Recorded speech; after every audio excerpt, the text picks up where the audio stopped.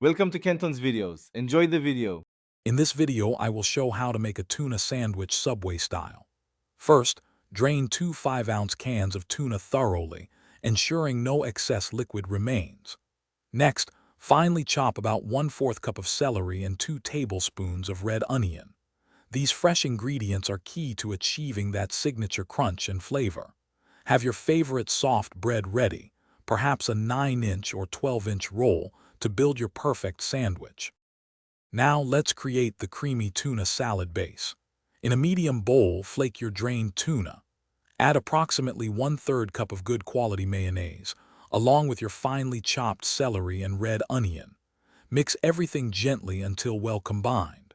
For that classic taste, season with a 1/4 teaspoon of salt, a 1/4 teaspoon of black pepper, and a small pinch of sugar to balance the flavors. It's time to assemble your delicious sandwich. Carefully slice your soft bread roll lengthwise, creating a pocket without cutting completely through. Spoon a generous amount of your prepared tuna salad into the bread, spreading it evenly from end to end. Now, add your favorite fresh toppings.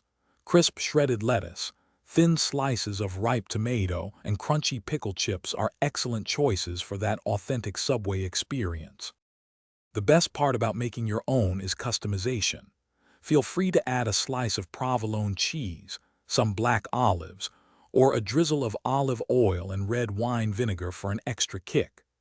This sandwich is best enjoyed fresh, so take a bite and savor your homemade creation.